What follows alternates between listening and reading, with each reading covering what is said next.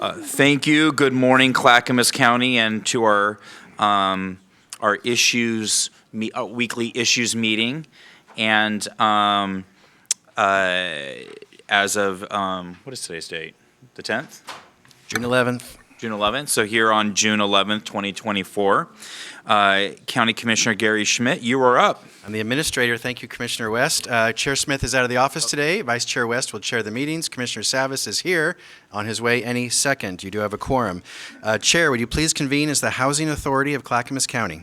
Yes, I will now recess as the Board of County Commissioners and convene as the Housing Authority of Clackamas County. All right, you're now meeting as the Housing Authority of Clackamas County Board of Directors. Joining you online is Housing Resident Commissioner Ann Leenstra. Good morning, Commissioner Leenstra. Good morning.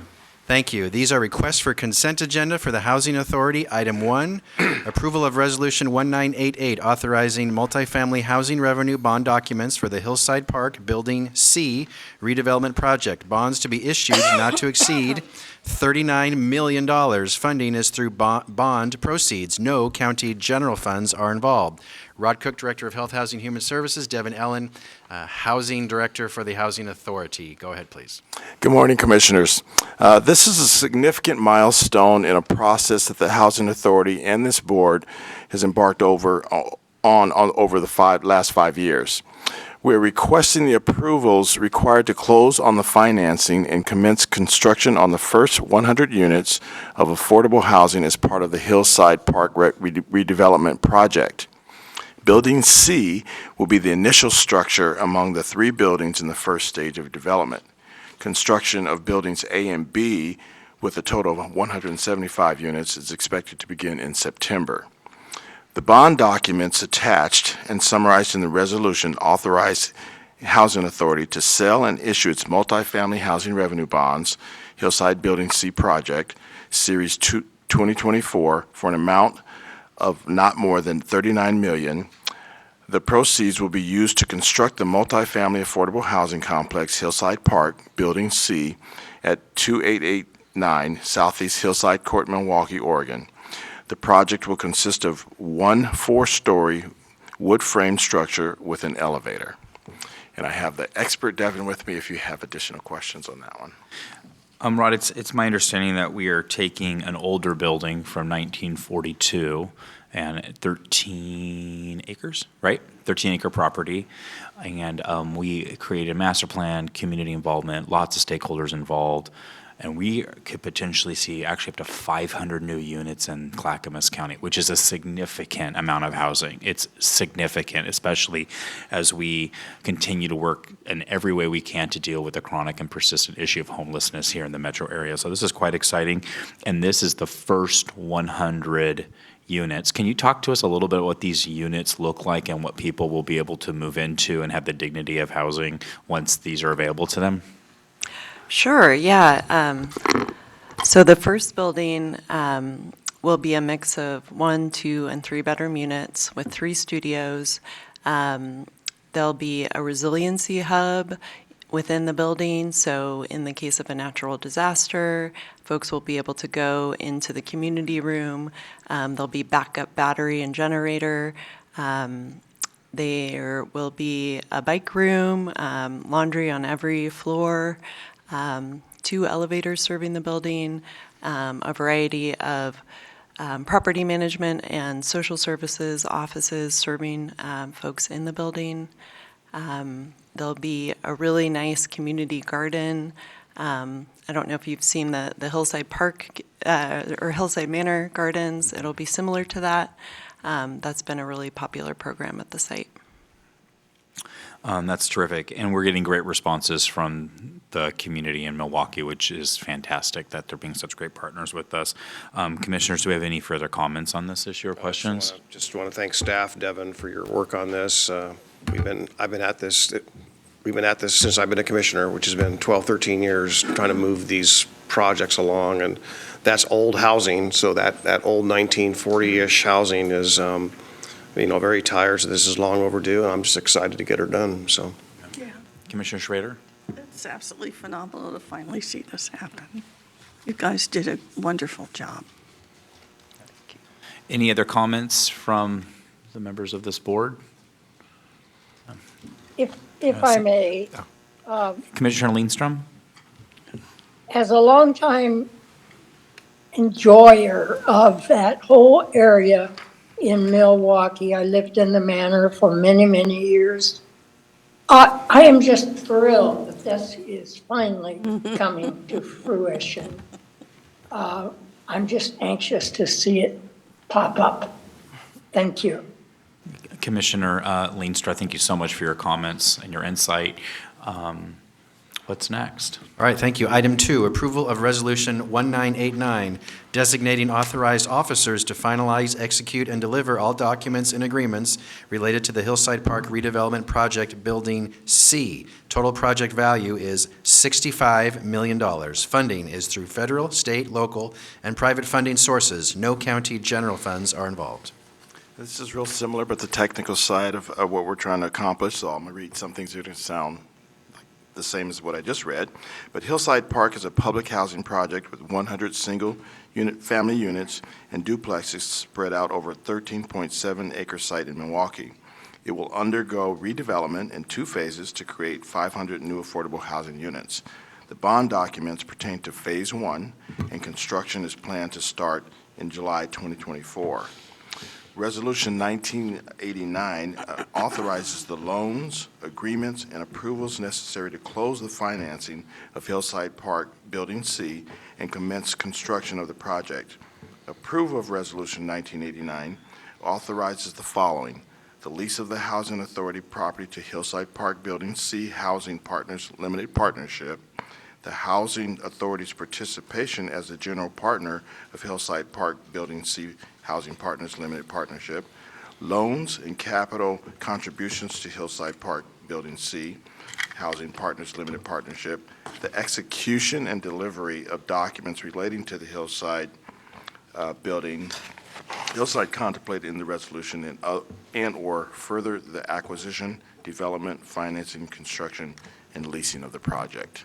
Sorry for all the technical language, but I want to get it into the record. Director Cook, I have one question for you.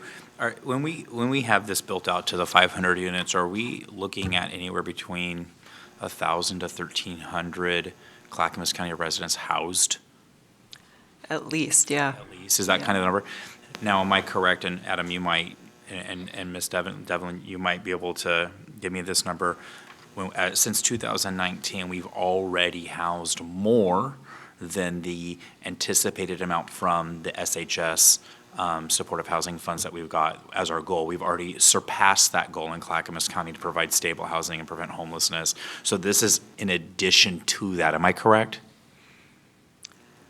I'd have to look at Adam, I think, to answer that, but I believe so, yes. But it's just around 1,000 people or a little more than that we've already housed through the efforts that we have without these assets. Now Clackamas County is bringing online, potentially housing another 1,200 to 1,300 people. That is a significant amount of housing, and it's and community building. I think this is just quite exceptional that we continue to really be proactive and solutions oriented in this. This is exactly the stuff we need. So I just wanted to clarify, make sure the public knows we are housing people here. Any other comments about this? Yeah, I know it can get confusing with what the Housing Authority does, and this plan was way in place before the Metro Housing Bond and way in place before the Supportive Housing Services bonds, which helps providing services and so forth. But it is unique, right? It is different, separate, I guess I would not really want to say. And so all true, they just help complement this project. Yeah, that's right. Commissioner Scholl, love to hear from you. Yeah, I think I just answered my own question as I read through here about streets and utilities. Those are going to be front-loaded in this 64 million. Correct, Right. yeah. Okay, good. That'll include the new street design, sewer. Yep, all new utilities, utilities. new roads, realigned to the city's street grid. Yeah, okay, good. Well, thank you. Terrific. Do any other, Yeah, Commissioner Schrader? So we do have some other housing projects planned. What's our next great achievement? Yeah. Yeah, Clackamas Heights, the redevelopment of Clackamas Heights. I'll circulate to the preferred plan for that site. We recently went through the community engagement process with all the residents living there and the neighborhood and came up with a preferred site plan. So our next steps are soliciting for the architect of record and the general contractor and moving forward with the relocation efforts there, and hoping to start construction on that project at the end of next year. And this is by the Holcomb area, isn't it? Yes. Correct, yep. Okay. And that's also been a long time coming, and it's old World War II housing that needs to be, updated and actually increasing density with newer apartments and areas for people to enjoy. Yeah. Correct, yeah. Yeah, it's the same era as Hillside Park, and we are hoping to add up to 250 units, so replacing the current 100 units. Yeah, and this includes families too. And Absolutely, yep. Great. Seeing no further comments, thank you. Thank you very much. Thank you, Commissioner Leenstra, for joining today. Chair, would you please convene as the Water Environment Services Board? I will now recess as the Housing Authority of Clackamas, and I will now adjourn as the Clackamas Housing Authority, and I will now convene as the Water Environmental Services. Thank you. This is request for consent agenda for Water Environment Services. Item 1, approval of a contract with R.L. Reimers for chlorine contact basin gate replacement. Contract value is $184,475. Funding through Water Environment Services Sanitary Sewer Construction Fund. No county general funds are involved. Greg Geist, Director of Water Environment Services, go ahead. Thank you, Gary. Good morning, directors. This is very straightforward. We have 2 gates that we use to isolate our chlorine contact chamber. They were original to the facility. They need to be replaced. We purchased the gates, so we're not paying markup, and did an RFQ and went with the lowest bid, and it'll be done this summer. Any comments, questions, concerns from the board? Seeing none, Gary. Thank you. Chair, would you please reconvene as the Board of County Commissioners? We'll now adjourn as the Water Environment Services and reconvene as the Board of Clackamas County Commissioners. What's next, Gary? You'll be meeting as the board for the rest of today's items. Next is request for consent agenda for the Board of County Commissioners. First, elected officials. The Sheriff's Office, item 1, approval to apply for the Organized Retail Theft Grant from the Oregon Criminal Justice Commission. Anticipated grant value is $400,000 for 15 months. Funding is through the Oregon Criminal Justice Commission. No county general funds are involved. Nancy Artman, Finance Manager from the Sheriff's Office, and please introduce who is with you. Yes, good morning, Acting Chair West, Commissioners, Administrator Schmidt. With me today is Detective Mike Zacher. He is a subject matter expert on retail theft activities. He served on the committee to help prepare the administrative rules for this program and also testified at the Oregon State Legislature. So we're happy to come before you today to request to apply for these funds, and we'll entertain any questions you have. Terrific, thank you. Is there any presentation specifically to this? So to back up a little bit, so the request for funding or the application of this grant program is specifically to combat underlying root causes of organized retail theft, provide funding, and potentially pay for equipment that can support that mission through the Sheriff's Office.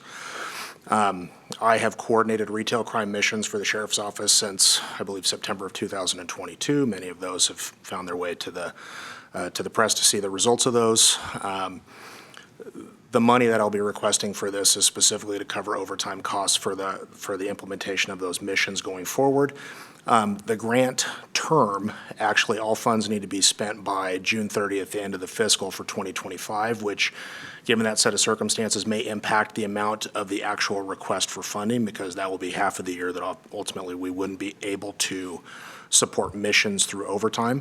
So the $400,000 is not a solid number yet. That's going to be based upon, refactoring when those funds must absolutely be spent by, because I don't want to request more than what we'd have the ability to spend for the missions or for the equipment.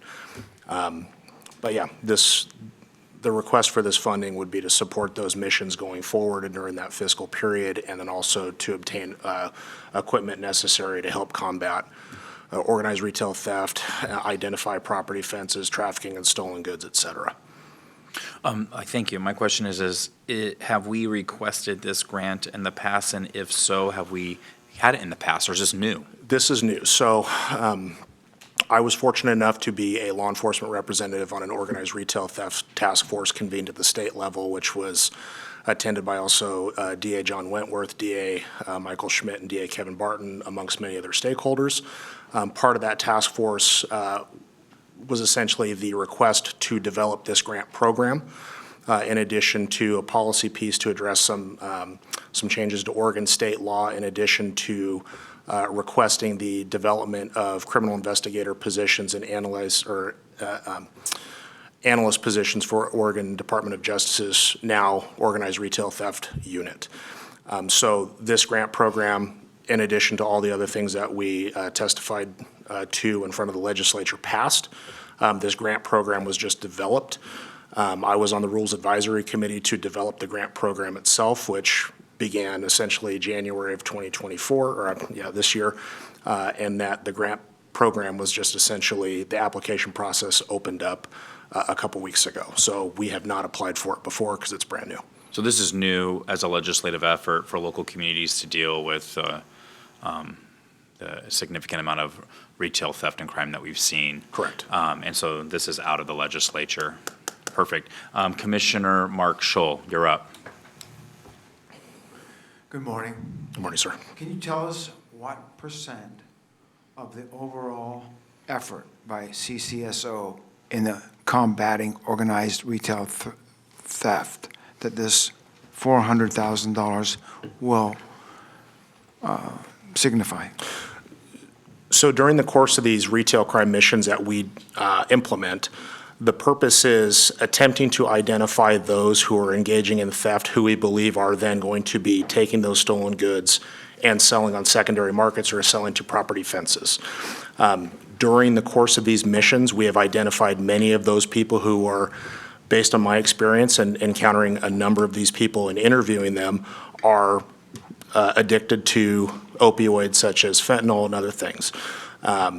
These missions are critical because in identifying who these addicted boosters are, which is the nickname for people who go and commit large-scale theft of high theft items, in almost all those instances, they're taking those for their resaleability on secondary markets, which means they either identify a property fence themselves or they are engaging in that through their own sale of the stolen goods on electronic marketplace sites such as OfferUp or Facebook Marketplace.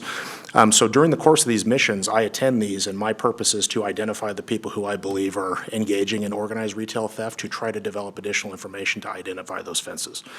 Now, to assess a specific percentage, say what these funds are going to go towards combating that, 100%. All these funds are dedicated to supporting these retail theft missions that CCSO coordinates, and the follow-up to identify these property fences to try to figure out where these stolen goods are going, what those secondary marketplaces are, if they're operating these sale sites via Amazon or eBay or whatnot.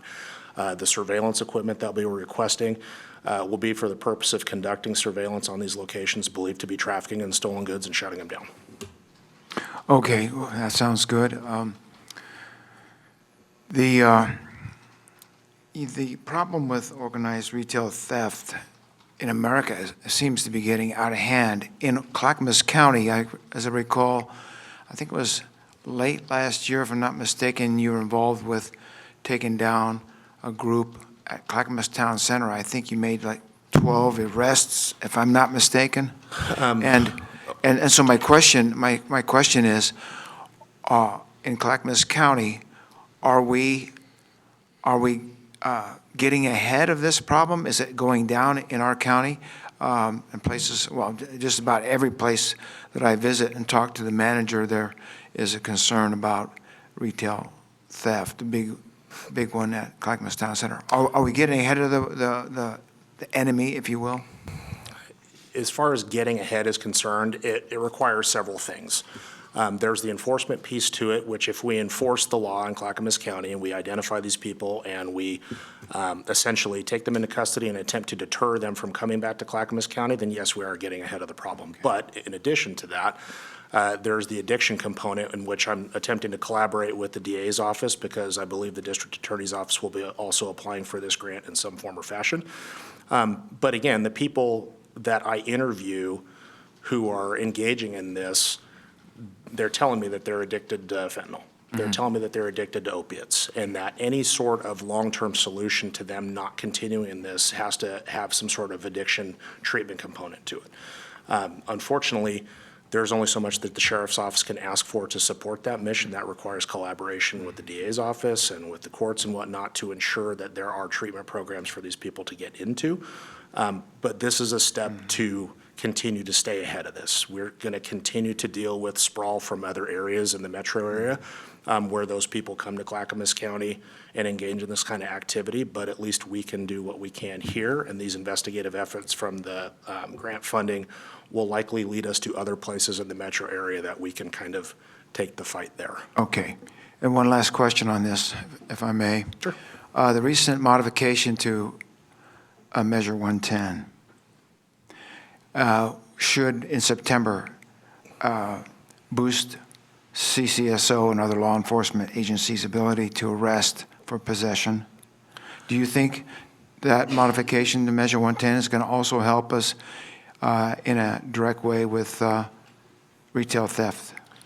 To be careful how I respond to that, I think any effort to combat controlled substance addiction will help the sheriff's office, if I can answer that in that response. Okay, well, I'll take that. Thank you. Thank you for those comments and questions. Commissioner Schull, Savas, you were up. Yeah, thank you for your presentation. Very supportive of this, and I know that retail theft can really undermine businesses, and sometimes their life savings is lost to the loss they experienced. So early on, you mentioned a couple times the word equipment, that this grant would help with equipment, and I assume that the sheriff's office is well equipped to do this kind of work because we've been doing it. So could you elaborate on how much of this is equipment and what dollar amount that might look like? So the estimated overtime costs that I'm looking at right now is that when we coordinate our missions, we have developed a manner to keep them scalable. Whether it's a small scale retail mission, a medium or a large scale, with a medium or a small scale considering like a single location or single retailer or a smaller retailers, as opposed to a large scale, which would be essentially the Clackamas Town Center, very labor intensive. So that the amount that I'm asking for or that we would be applying for out of that grant would be overtime funding to essentially accommodate a variety of missions throughout the year. The rough estimate of that right now is, again, without truly nailing down the mission tempo for the year to be able to attribute a cost, will probably roughly be somewhere between $250,000 and $300,000. That would be the overtime expenses to support those missions. Now, the estimate for the equipment, when I talk about equipment, if we are investigating property fences or places where stolen materials are likely going, where someone's trafficking that, the equipment that the sheriff's office would be asking for would be things that would essentially allow for surveillance of those locations in the form of pole cameras, because if we need to watch a place that's going to be labor intensive in terms of officer hours to sit and watch a location for people bringing stolen goods there to a location and leaving. So the equipment that would be asked for would be things to enhance the sheriff's office's surveillance capabilities to watch those specific locations. That would be in the form of, say, a pole camera, which would be a camera that functions in a surreptitious box that can be mounted to a utility pole, so that way it can essentially run off of the power from the utility. It can continue watching the location.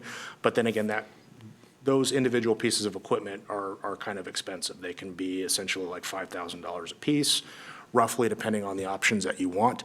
Unfortunately, in some areas where stolen property could end up, you may not have a utility pole that's accessible to be able to connect a camera to. So say an apartment complex or some neighborhoods where you don't have access to above-ground utility lines, you may need to have a vehicle that's equipped with, say, a camera on it, referred to commonly as a drop car, to be able to sit in an area to surveil that location.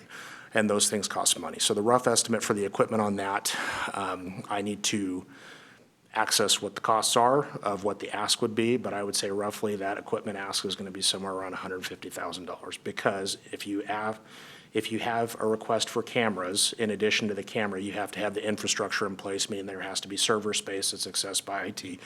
And those are costs that I'm still waiting for the answers for. So that's why the ask for the grant could be a little bit more, could be a little bit less, but it's going to be dependent upon what we get. Yep, more than satisfactory answer, thank you, and I know we're a little bit far behind, so thank you so much.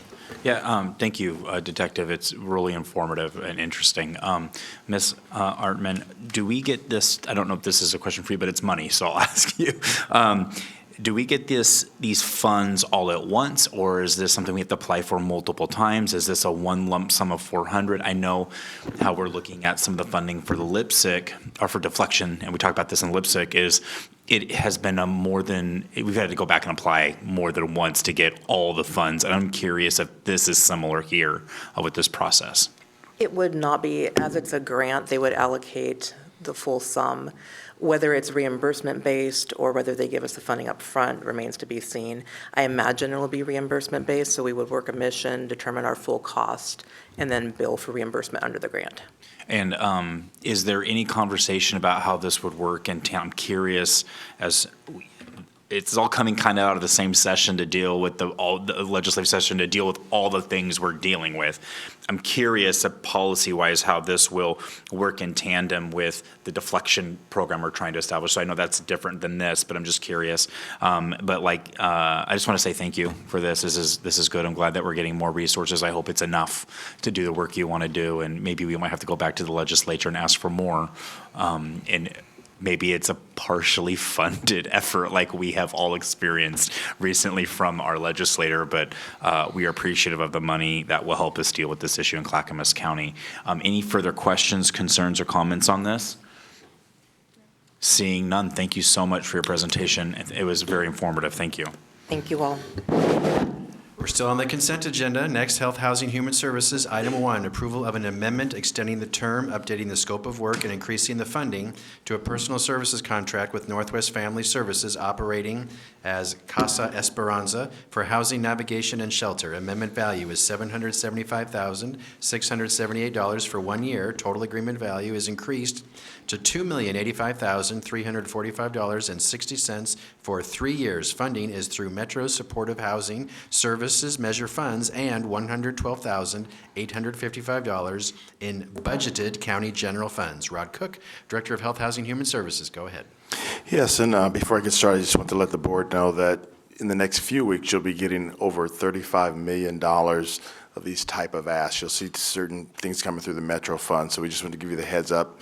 There'll probably be like 20 or so contracts that you'll be seeing over the next few weeks, but they all kind of are connected to the system that you have been building. Northwest Family Services focuses on social determinants of health, including housing stability, to support family stability, child well-being, and crime victims. Casa Esperanza shelter provides respite for domestic violence victims and their children in Clackamas County. This partnership with Northwest Family Services at Casa Esperanza will provide shelter services at a 6-bed site emergency shelter, motel vouchers for 40 larger families, best served in a non-congregate setting, and will serve 100 households per year. The general funds allow Northwest Family Services to take referrals from rural areas and serve rural households. Any comments, questions, or concerns? Seeing none, thank you. Item 2, approval of an amendment extending the time and increasing funding of a personal services contract with Catholic Charities for providing supportive housing, case management, resident services, and additional building support services and staff at Good Shepherd Village. The amendment value is $1,095,166.04 for 1 year and a new total contract value of $2,158,613.17 for 2 years. Funding is through Metro Supportive Housing Services Measure Funds. No county general funds are involved. Yes, the grand opening of Good Shepherd Village, the first affordable housing development in Happy Valley, was only 6 months ago, and the 58 units are all fully leased and supported. Due to the high number of units, residents require more support services for housing stabilization, which includes front desk staff, a resident services team, case management, and security. This amendment provides funding for the 24/7 supportive services model at the property for the duration of 1 year. So I have comments on this one. That's why. I know we might need to talk offline about this project. I know that the local community has had difficulties with this being an amicable, good asset to their community. It's been had some challenges, and I have heard from community leaders out there that are quite concerned, and the police are having to visit often. I don't know what we need to do, but I am concerned about the overall viability if it's not going to be congruent and work well within the community. That's our goal. And so I'm acutely aware of some of these concerns on this specific property. So maybe that's a further, because this is not specific to this specific, funding, but I am really concerned and watching closely about how that project is going. I don't know if it's a further conversation with Catholic Charities. I know the city is concerned also. There's some safety issues that have developed, and the ability to just have that fit well. So I don't know what that means right now, but since it's before us today, I will take this opportunity to say that publicly. But we need to help that project along a little bit. I don't know what your thoughts are. Well, and Adam, you can come on up and speak further. He's been working with the city directly. But I can tell you these additional services are to address just that. Okay. That's what we've noticed. It's like Tukwila when we first opened that up. There were some bumps in the road. You can have one resident who might make major calls. So we've taken the same approach here where it's established in the city. We've seen some of the issues that are arising, so we're saying let's add these additional services in those 3 areas: front desk, security, and those type of things. And we feel like it will address the immediate proposal, and then we go from there. Are we in constant communication with the city manager in Happy Valley and the mayor? Because last time I had this conversation, it's happened a couple times, and I've kept the powder dry a little bit as they've asked me to, but it seems like it has been escalating, and so Adam, do you have some thoughts? Speak to that. He's been out there. Yeah. Good morning, Commissioners. Adam Brown, Deputy Director, Health, Housing, and Human Services. So, Commissioner, you raised a really important point. They have been having issues. You know how responsive we try to be with our community and our city partners. We're showing that level of responsiveness now to our Happy Valley partners. Rod's right. It's similar to the settling in period that we saw at Tukwila. And what did we do? We worked with Gladstone Police Chief Schmerber, our service provider, and now Chief Schmerber, if you called him, he would say, Tukwila is an example of what this can look like to be successful in our community, to house really vulnerable people. So last week, Vahid Brown and I met with the city manager, the chief of police, and their public safety director. We heard their concerns, and we set up a plan similar to the plan that we instituted at Tukwila when we were having our settling in period there. So we're fully committed. We've told them that the success of this property is a function of our ability to respond to these concerns, work through the settling in period together, get on a regular cadence of meetings, work with the service provider at Catholic Charities. So you have our commitment to doing everything we can and showing up how we always do to work together this is part of our recovery system of care, right? Our law enforcement partners, our city partners, they're at that table. So you have our commitment to being responsive to their needs. What's the accountability piece if the service provider cannot meet those requirements? And what is the accountability that happens? Well, ultimately, if the service provider, this is a contract performance management thing, right? If the service provider cannot manage this site in a way that meets the community needs, we would need to look for a new service provider that can. And that's a conversation we had at Tukwila, right? That in order for these projects to be successful, here's what it needs to look like. We're here, and we're going to help you get there, but that's not negotiable, right? The safety, security of the community, the surrounding community, and the residents that live there, we got to be responsive to that. So, and I have one last question along these ahead. lines, and then I'll pass it. My board is lit up with comments. So I'm curious about how we are assessing the population that is housed there for appropriateness, and what type of individual assessment to the client is being done to make sure that it is appropriate. And then if that isn't appropriate, do we have potentially somewhere else to put that client to get them the resources they need? I don't want anybody to be back out on the streets, but I also want them to be in the appropriate place for the care that they need. And it sounds like some of these clients maybe are not appropriately placed in the right facility. Maybe that's part of the growing pains, but there's only so much patience for that, right? Yeah, and that's really important because we do know that one or two people that are not well-suited to succeed in that setting can undermine the social fabric of the whole community. We can't have that. We talked about that last week. So this is a 143-unit affordable housing development project. 58 of those units are permanent supportive housing. The other units are affordable housing that's available to folks out in the community. We don't have control over who's placed in that regard. We do have control over the 58 PSH units, and they're placed through our regional long-term rent assistance program and assessed by our housing authority's long-term rent assistance team. So you know that the goal of the SHS measure is to end chronic homelessness. So there are folks with very complex needs that wind up getting placed. But now I think we need to work with the service provider to assess whether or not there are people there that aren't well suited to succeed there and help find a transition plan from them. That is similar to what we did at Tukwila. There were one or two people, there was a drain on law enforcement, 911 calls, all of that. We've leaned in, figured out what is the adequate level of support for those one or two people, and now we see stabilization there. Yeah, and then it's also my understanding that there has been a little bit of a resistance to be amicable with local law enforcement to deal with potential criminality. So I'm hoping that that's also something that's been addressed. We're not going to tolerate that. Okay, thank you. I'm gonna pass the baton here. I don't know who's first, but I'm gonna go with Commissioner Scholl. Yes, well, good morning. Now, this issue of being sensitive to the neighborhood where we have a transitional housing project or a nonprofit that's operating, we need to ensure that whoever gets the contract, whichever nonprofit, that they have a consciousness that their services provided to those in need doesn't end at their front door, that they're responsible for the neighborhood.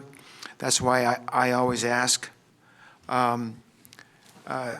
nonprofits that are helping the homeless, what are you doing to provide transportation for them to move them from, once you've given them your service, what are you doing to help transport them to a place where they need to go next, like transitional housing, for example? That needs to be part of the program, because we do, and you do too, occasionally get a call from a neighbor of some problem that's emanating from one of our social services or housing projects. So we need to always be sensitive that the effectiveness of a nonprofit that is giving a service to those in need also realize that they have a larger responsibility to the community. Yep. And if that responsibility to the community is met, then we have a really cohesive, effective effort. Thank you. Thank you, Commissioner Scholl. I know that this is an important issue for the commission and the board, but just a friendly reminder, and partially it's my fault as we are a little behind schedule, but I'm going to now go to Commissioner Savas. Yeah, I was a little bit concerned about the time, but I do think it's important, and we've had other little areas where issues spring up, and I think staff is committed and share with me their commitment, because our success is based on the success of these projects, and anything undermines it undermines our ability to meet the needs and grow it. So I'm confident that by raising it here today, it'll get done. And we just need to make sure we monitor it and whatever help we can do to provide at our level to make sure that we're successful. It's a big deal, and knowing where this particular, which city this is and where it's at, they're a huge partner. There's a lot of growth to be experienced in that city, and we want to make sure that we can do it in partnership with them. Thank you, Commissioner Savas. Commissioner Schrader, you are up. Yeah, I think that we're all aware, though, is when we move people into stabilization units, sometimes there is an adjustment for them, because oftentimes they've already been exhibiting behaviors because of crisis. And so it takes a while for them to adjust to the notion that there's more of a stability and an opportunity to have, normalcy in a way there. So I hope the folks in Happy Valley understand that's part of it. I would imagine there are some people that are so wounded that maybe they won't succeed, and we will try and work with them in other ways. But I do think we have to recognize and let people know that there is a transition period as we work through this. And I think Tukwila, for example, has been a success, and it has those growing pains. And I'm really glad you're being able to talk to the electeds there and to the folks who are the public safety folks, because they deal with this all. The public safety folks maybe have more, but if we can talk to our elected officials and assure them that we're doing everything we can and that there is an adjustment period, but in the end, it really actually works extremely well in getting people stabilized. So that would be my Thank you, Commissioner Schrader. I see we're on a consent agenda to put more money towards this. Yep. Money will only go so far, right? You can't we don't want to throw money at it. We want this to be a good community partner. Yep, money won't do it all. This is a matter of partnerships. Okay, perfect. Any other comments or concerns on this specific issue on consent agenda? Want to pull the item? I don't, but I almost did, but just to be fair for me, but I don't. I just want to make sure that they have the resources they need and we get the results that we all want. Yeah, and just to that question, these services are an essential part of us having the contractual infrastructure that we need to be responsive. So I think we need to let that part run its course and lean in on the partnership. Yeah. And I thank you, and we trust you that you'll help us get there. I think we're ready to move on, Gary. Thank you. What's next? You have a policy session in 10 minutes. You're not going to make it at this rate, so we could either break it at 11 to do the policy session or delay the policy Let's see what we can do in session. 10 minutes and see if we have where we're at. Let's go. Item 3, we're still Health, Housing, Human Services. Item 3, approval of an amendment updating the scope of work, extending the term, and increasing funding of a personal services contract with Northwest Family Services for adult and youth housing services. Amendment value is $4,755,700.30 for 1 year. Total agreement value is increased to $13,006,081.51 for 4 years. Funding is through Metro Supportive Housing Services Measure Funds. No county general funds are involved. So I'll go quickly. This amendment, Northwest Family Services would provide supportive housing services to adult and youth households, including housing navigation, case management, short-term rental assistance, rapid rehousing, and shelter services. Any comments, questions, or concerns? Seeing none? Item 4, approval of a board resolution approving a $4 million loan for the Hillside Park Phase 1 project, Building C, and delegation of signing authority to finalize all documentation for closing. Agreement value is $4 million. Funding is through Federal Home Investment Partnership Program grant funds. No county general funds are involved. Yes, the U.S. Department of Housing and Urban Development allocates home funds annually to the Home Investment Partnership Program, which then provides home loans to build affordable housing for low-income families. This resolution finalizes the plans to braid the home funds with other funding sources to ensure the financial viability of Building C of Phase 1 that we talked about earlier. Any questions or concerns, thoughts? Seeing none? Item 5, approval of a resolution authorizing the issuance of revenue bonds by the Housing Authority of Clackamas County in a principal amount not to exceed $39 million to finance the construction of Hillside Park Building C. No fiscal impact. No county general funds are involved. This resolution acknowledges that the TEFRA hearing was held and that the Clackamas County approves the Housing Authority of Clackamas County's intent to issue up to $39 million in revenue bonds for Hillside Park Building C. Questions, thoughts? Seeing none? So you're hearing this because the Housing Authority is a component unit of Clackamas County, so the Board of Commissioners has to make this decision, not the Housing Authority. Perfect, thank you. Seeing any other thoughts, questions, concerns? Seeing none? Item 6, approval of an amendment increasing funding of a personal services contract with LifeWorks Northwest for early assessment and support alliance services. The amendment value is $82,314.44 for 12 months.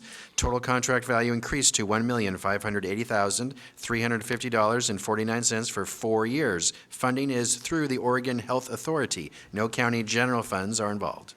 This amendment aims to pass through funds to LifeWorks Northwest for early assessment and support alliance services, focusing on early childhood development. Thoughts, questions, concerns on this? Seeing none? Item 7, approval of an amendment extending the term and increasing funding of a local subrecipient grant agreement with Project Quest for non-opioid pain management services. The amendment value is $121,600 for 6 months. Total agreement value increased to $466,600 for 29 months. Funding is through the Oregon Health Authority. No county general funds are involved. This funding for Quest Center's WISH program aims to enhance access to treatment and recovery services and promote better pain management practices in response to the opioid crisis. This is terrific. Does anybody have any questions or concerns? Seeing none? Item 8, approval of the 2024 Community Development Action Plan and application for Community Development Block Grant, Emergency Solutions Grant, and Home Investment Partnerships Program grant funding. Total grant value is $3,292,826 for 1 year. Funding is through the U.S. Department of Housing and Urban Development. No county general funds are involved. This is a request for approval of the annual Community Development Action Plan, which serves as the county's application for grant funding from the Housing HUD through the Community Development Block Grant, CBDG, Emergency Solutions Grant, and Home Investment Partnerships Program funds. Any thoughts, questions? Seeing none? Okay, thank you, Rod. Next, Transportation and Development. Item 1, approval of an intergovernmental agreement with Clackamas Community College to provide scholarships for student education programs. Total value is $100,000 for 1 year. Funding through county-allocated Oregon lottery dollars. No county general funds are involved. Dan Johnson, Director of Transportation and Development, go ahead. We're going to get you back on schedule. You've seen this 2 or 3 times. This is basically an IGA. We've done similar IGAs with Clackamas Community College to support programs, supporting continuing education opportunities for citizens of Clackamas County. Do you have any questions?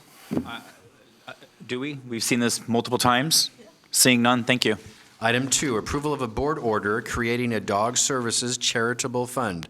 Total value is a one-time transfer of approximately $470,000 and then $25,000 per year. Funding through public donations. No county general funds are involved. Similar to the last topic, I think we just discussed this last week. This is basically the board authorized us to identify and develop the fund. We're going to develop the fund, set up the fund, work with the charitable board foundation, transfer the funds in, and move from there. We have seen this before. Any thoughts, questions, or concerns? Seeing none? Item 3, approval of a contract with Baker and Taylor for book and digital media purchasing and processing services. Total contract value is $795,000 for 3 years. Funding through Oak Lodge and Gladstone Library district contributions. No county general funds are involved. There's a lot of information in here. In short, we sole source contract with this particular provider because they have the ability to meet the specified needs and the integrated needs of supplying library materials of various forms into our libraries. That is allowed to sole source it. Basically, you have LCRB rules that are cited within your report that identify the ability for us to do this.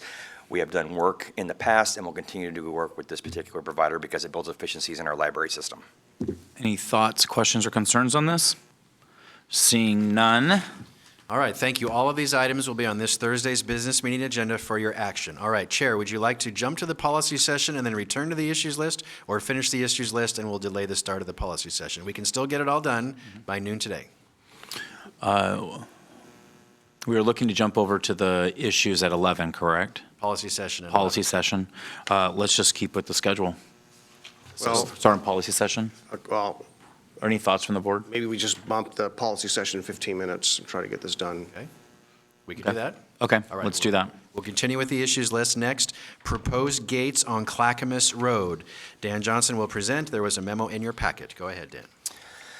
I'm going to slow down a second, just for the sake of discussion. But essentially, Clackamas Road is a dead-end county road between Minuteman Way and the UP line down in our Clackamas industrial area. Currently, and there's a map on page, that's Exhibit A of your materials, that identifies and shows the exact roadway. You're familiar with this particular road.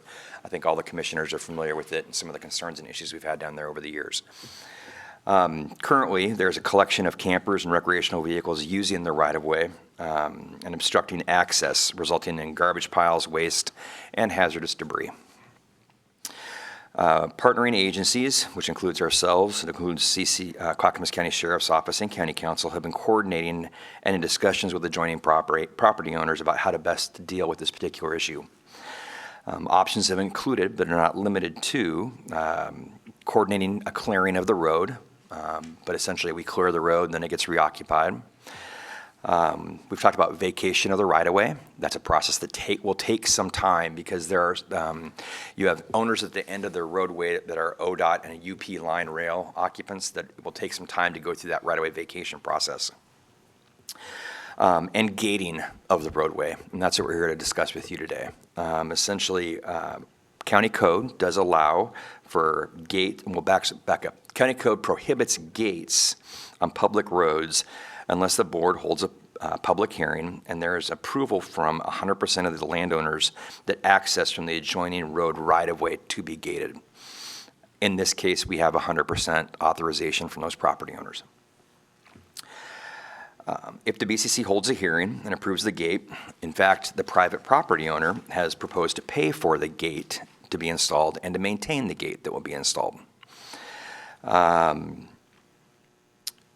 At their expense, but basically the county would then work with the Sheriff's Office, H3S, and others to have the right-of-way cleared once the gate was assembled and put in place, to relocate those individuals. In addition, we'd request the board approve a road closure signage to go on this particular gate. And then last but not least, we will be advancing subsequently a discussion around the vacation of this particular road right-of-way. In all honesty, it doesn't really serve any public purpose. It dead ends. We would provide easements where needed. For example, if the Oregon Military Department or somebody is using that stubway to get access onto that rail line, that's kind of one of the primary concerns that we've had in our work with the Oregon Department of Transportation rail component of their department. So basically, before you today, staff is recommending that the BCC direct staff to schedule a public hearing to permit 2 gates, one on each side of the road, one over by the UP line at the end, then one at the other end of the road right-of-way. To approve a road close signage to be installed by Clackamas County on Clackamas Road, and then we will advance future discussions with you about the vacation of this right-of-way at a later date. I'd be happy to, and then you can see Exhibit A illustrates the road, Exhibit B illustrates the fact of the occupants that are in that particular area. So I'd be happy to answer any questions you might have. Dan, I would be willing to support all of the above. My tolerances for this has completely run out. And every opportunity, these are just some people that are just being obstinate, somewhat bad actors, to be honest, and it's unsafe. And I really feel for these businesses. So I want to do whatever action we need to do at the full extent that the law allows us to do to just clean this mess up. Like my tolerance, and our citizens no longer should have to tolerate this here, and our businesses. I feel a little bit bad that, if I heard you correctly, we're going to ask business to pay for gates for a problem they didn't create. Am I wrong? Am I wrong in understanding, or how are the gates being funded? They volunteered. I feel bad that they had to volunteer to pay for gates to solve a problem that they didn't create on one of our roads that has been a long time coming to clean up. Yeah, Can I please. expand on that for 1 second? Yes. We went back and forth on that. With the long-term plan being to hopefully vacate, we are not taking any action on the road vacation, but if the long-term plan is to vacate the road at a future date, then they would be the beneficiary of that gate that they would then own. So they're basically doing improvements to it within a road right-of-way they would own at a future date. What if we don't vacate and Do we take over the ownership of the gates? As of right Why now, would we vacate if the gates work and the barriers work to keep them out? pardon me? What if these barriers work to keep them out? Work or not, they should work, number one. It's a cohesive plan that we think is pretty viable to success, hence the two gates on either end of the road. And it hooks into adjoining gates on neighboring properties. But the intent would be to vacate the road no matter what. There's no public purpose for it. The property owners are willing to advance that discussion. This is more of a timing issue, and doing the gate first advances that discussion and our response more quickly than if we wait for the right-of-way vacation. Okay, I thank you for that explanation. Commissioner Savas. Yeah, I was going to actually ask that we actually defer this. I'm all for what's being proposed here, but I think there's some other details that are delicate, and we've been working on trying to locate these individuals in a good place or a better place than they currently are today, and that's been slightly unsuccessful. And so I'm more concerned about them actually being displaced somewhere else and having the deal. So part of this has been discussed in executive session. I'm not sure that's eligible. I'm not suggesting that we do that as much as defer this, but I want it to be successful. But I think we need to talk to our H3S staff, the DA's office, the law enforcement. I like what's being proposed here, but I think there's a timing issue, and I just want better security or understanding or hope that we can actually put these folks in a better place than they are today, as opposed to them just simply being displaced. Thank you, Commissioner Savas. Dan, how long have these individuals been a persistent issue at this location and have been offered services countless times? For how long? I can't respond with a lot of specificity to that. I know the area continues to be a problem and has been a problem for some time. That's an H3S question. Yeah. Yeah, my patience is gone, and I want them to be housed and put somewhere else, but this nuisance needs to be, we deserve to have that be a safe and livable street. Everyone does, and it's just like, I don't have patience for this behavior any longer. We shouldn't have to tolerate it, and we have the ability to help them. At a certain point, man, it's like, you either take the help or you're going to have to just move, and I'm sorry, but I don't know. Commissioner Schrader. Oh, wait, sorry, Gary. Why don't we just pull this today? You're having a discussion on administrative warrants tomorrow that is somewhat related to this, and we Okay. could have a follow-up policy session with you to go into more depth on this. Board, what do you think? Are you okay with that? Yeah, this is a multi-agency discussion, actually. I agree with that. This is not so much Dan's problem or challenge than it is others. Let's pull it. Bring it back. All right, Dan, Thank you. We'll bring it back. Okay, thank you. Next, advisory board and commission appointments. Tony, go ahead, please.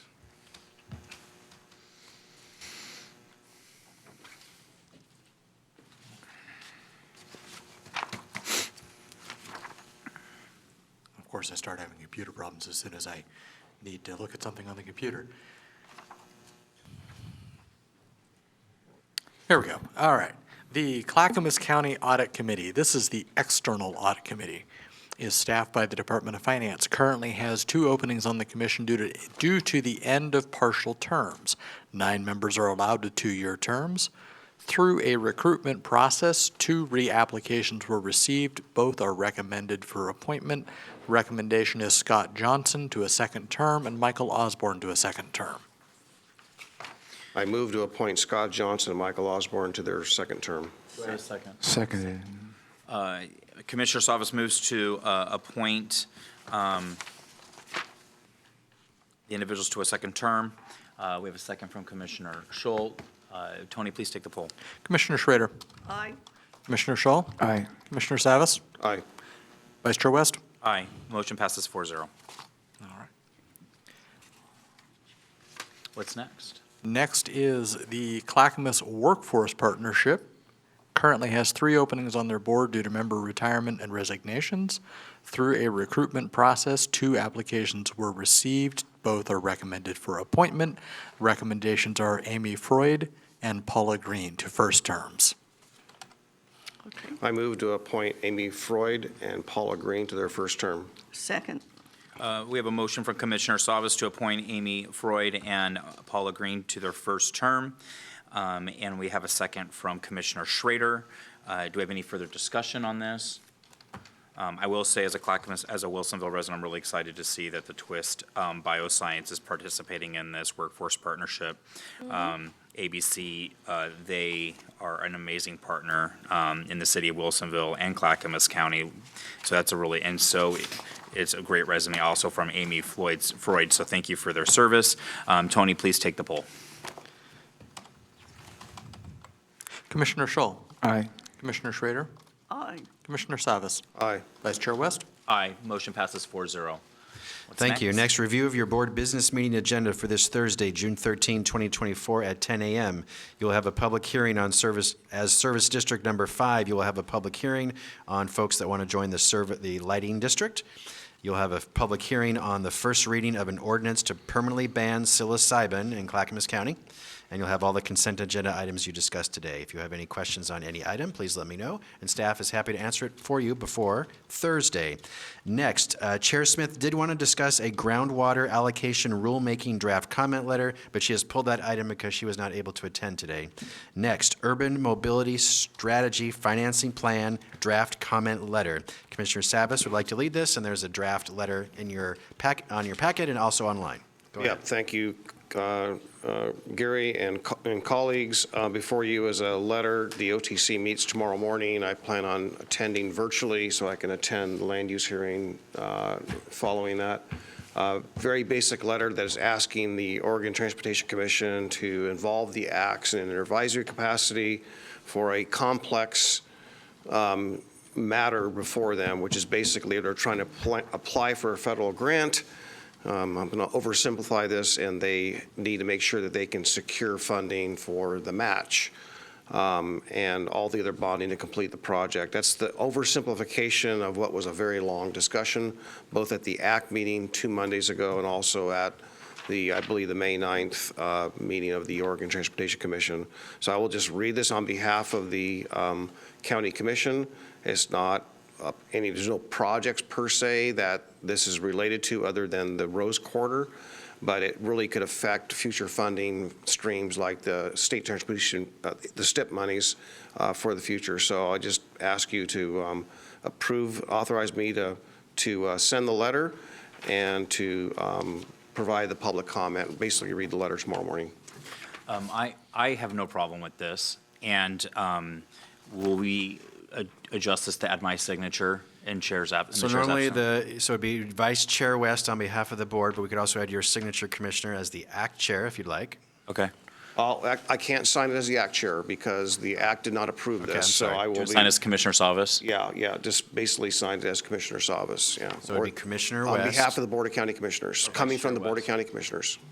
So that's not, so I just want to be clear, the protocol is the chair or vice chair signs letters on behalf of the board. Either you can delegate it to Commissioner Savas for this one time only, or both Ben and Paul can sign the letter. I'm fine with the chair signing it. Yeah, Okay. I'll do that. I'm fine with that. Thank you. So Any other concerns from the? A motion, please, when you're ready. Okay. I move for approval of the letter. Second. I have a motion to approve the letter before us to the OTC Chairman Brown and Commissioners. I have a second by Commissioner Schrader. Any further discussion? Seeing none, Tony, please take the poll. Commissioner Schull. Aye. Commissioner Schrader. Aye. Commissioner Savas. Aye. Vice Chair West. Aye, motion passes 4-0. Okay, the final item in issues is Commissioner Communications, and then you have the policy session when you're ready to do that.